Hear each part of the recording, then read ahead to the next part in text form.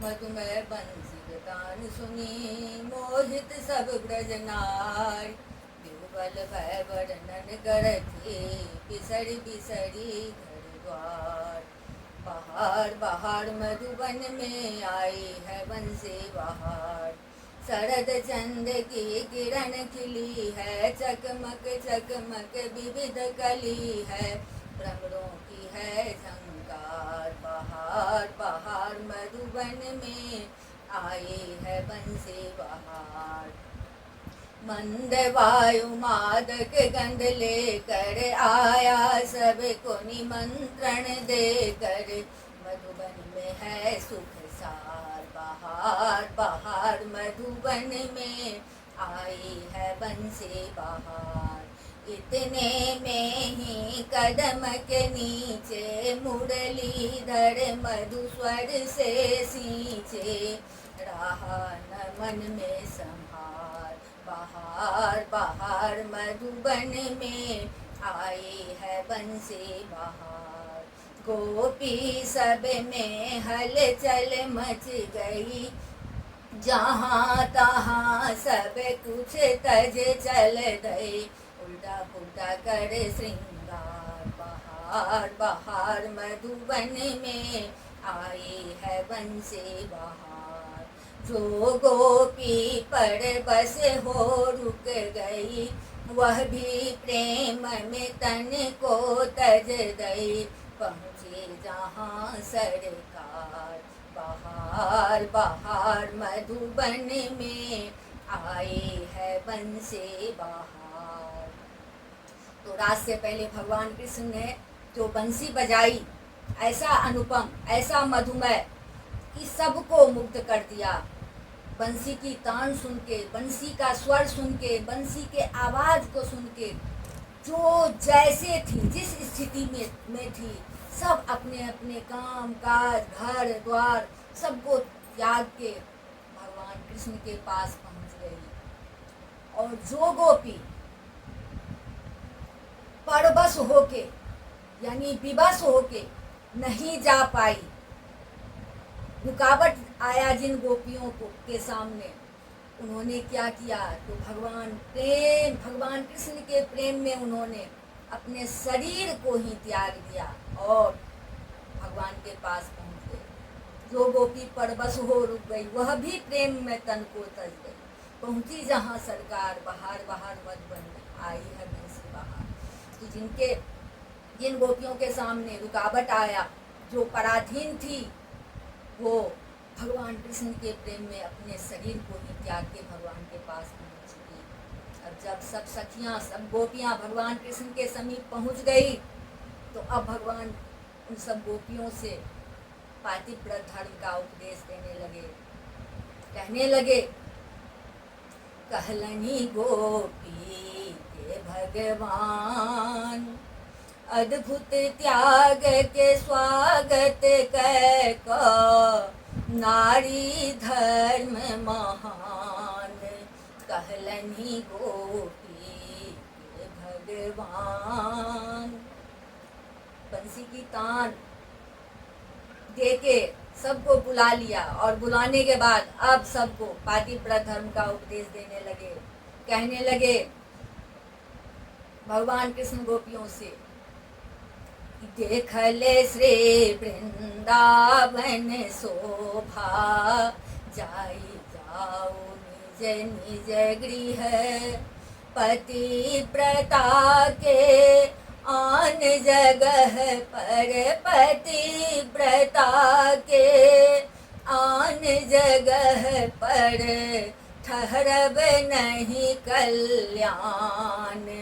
कहलनी गोपी भगवान।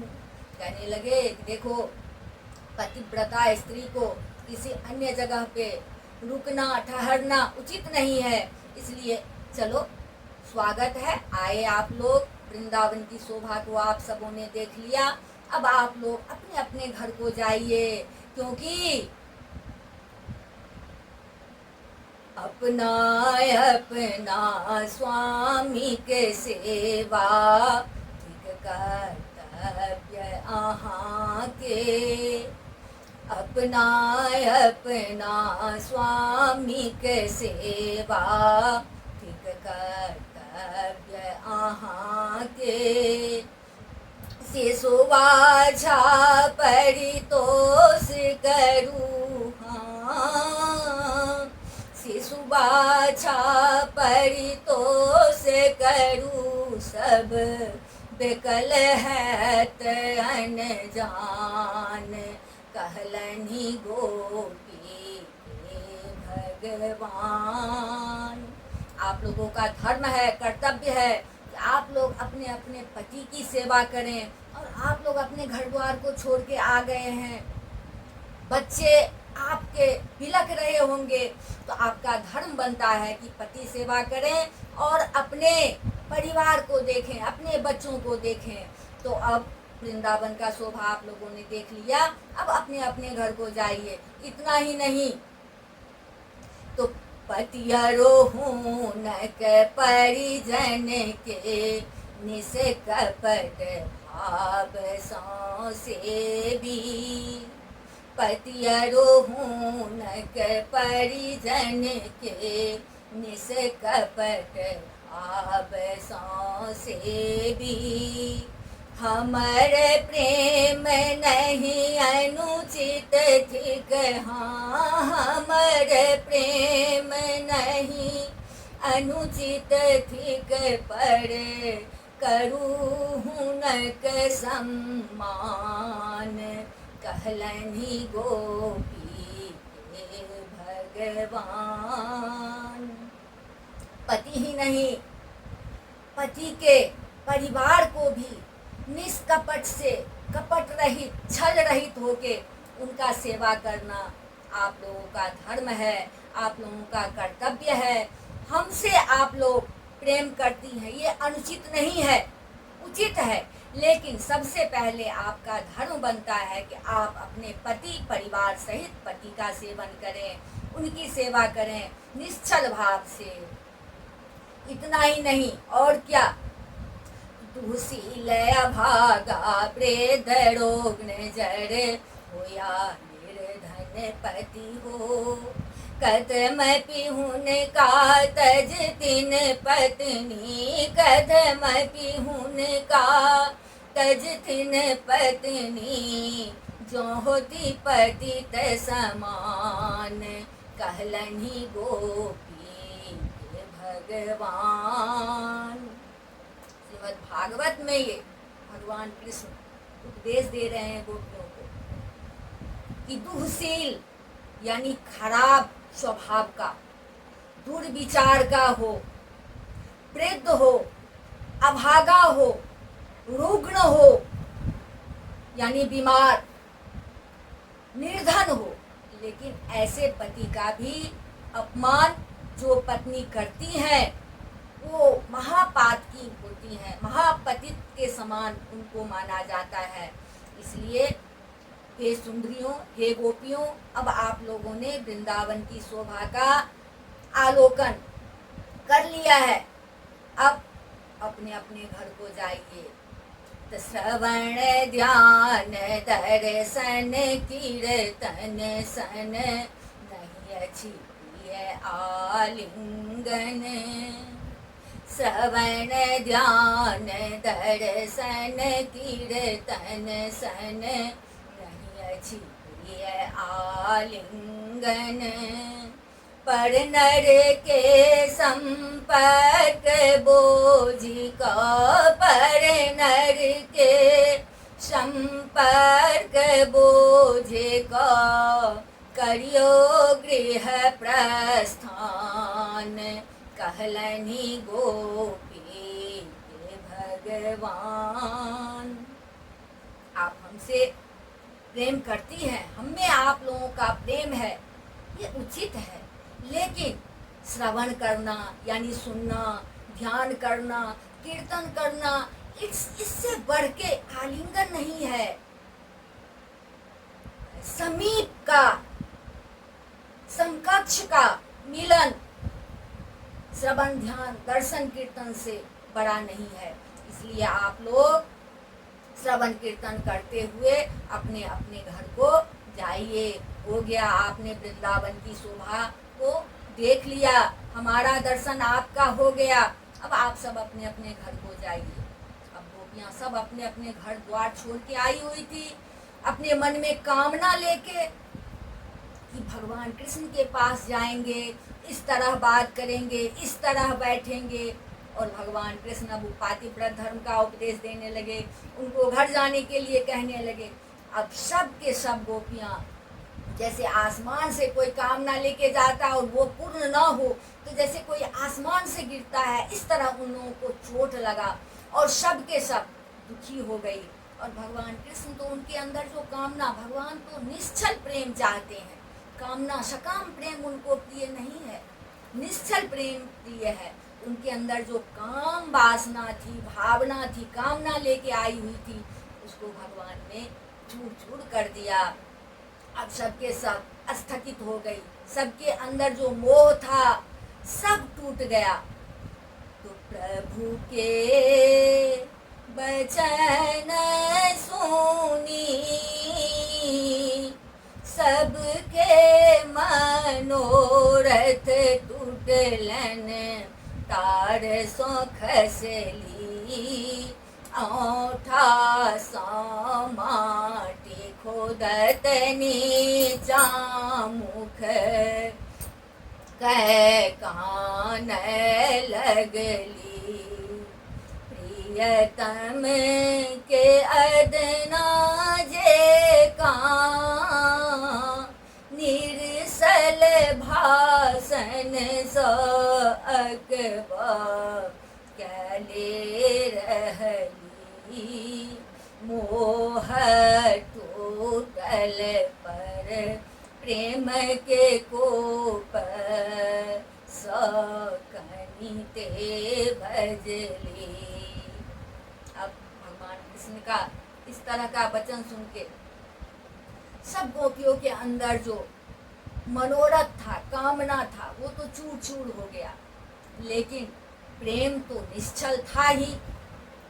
तो मनोरथ, कामना ये चूर चूर होने के बाद प्रेम से अब वो कहने लगी भगवान कृष्ण से सारी गोपियाँ, कोनानी स्थूर जे कामोहन, अपन जन के भगावै छी, विषय सब तजी शरण एलौं, तखन के बोझे भगावै छी।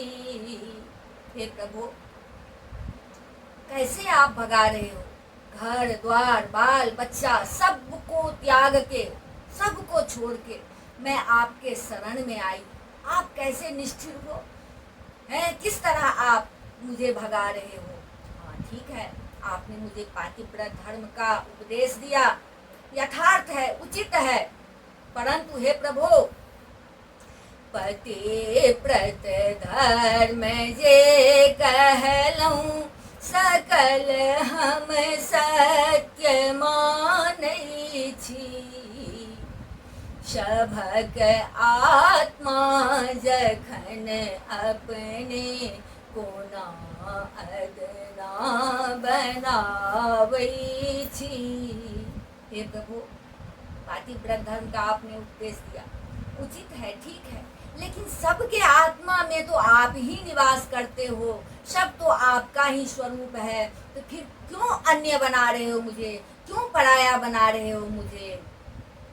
असल पति पद के पावैल, जगत के पति प्रतिनिधि छथि, असल पति पद के पावैल, जगत के पति प्रतिनिधि छथि, तखन हृदय से स्वामिन किया अंत पठावै छी। हे प्रभु, ये संसार के जो पति होते हैं, ये तो एक प्रतिनिधि के समान है, यानी एक प्रतिमा के समान है, असल पति तो आप है। तो जब असल पति को पाने के लिए ये झूठे पति की सेवा करनी पड़ती है, झूठे पति का सेवा करके यानी प्रतिनिधि का सेवा करके फिर असल पति को प्राप्त किया जा सकता है। हे प्रभु, मैं तो असल पति के सामने आ गई हूँ, तो कैसे आप अन्य जगह आप मुझे भगा रहे हो, यहाँ से क्यों मुझे हटा रहे हो आप? तो क्या करूँ मैं? तो सर्दी से कौन टस कई अच्छी कने को पैर की करियो, दोसर दिस कौन टस कई अच्छी कने को पैर की करियो, करो स्वीकार नहीं तो आब तक दे है आवई छी। हे प्रभु, आप मुझे भगा रहे हो, मैं कोशिश करती हूँ कि मैं यहाँ से जाऊँ, लेकिन क्या करूँ? ये पैर को मैं कैसे चलाऊँ? ये पैर यहाँ से एक कदम हटने को तैयार ही नहीं है। तो हे स्वामी, हे प्रभु, आप बताओ मुझे स्वीकार करते हो या नहीं? अगर आप मुझे ऐसे स्वीकार नहीं करोगे तो मैं अपने अपने शरीर को त्याग के मैं आपके पास आती हूँ, लेकिन छोड़ के तो नहीं जाने वाली हूँ। क्यों?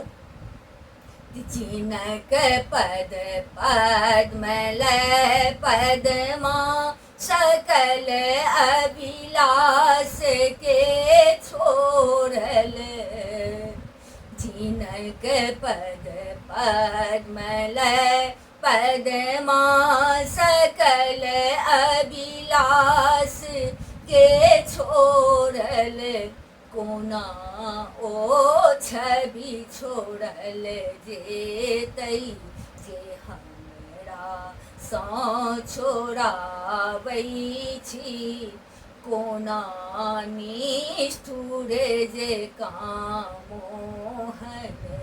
अपन जन के भगावै छी।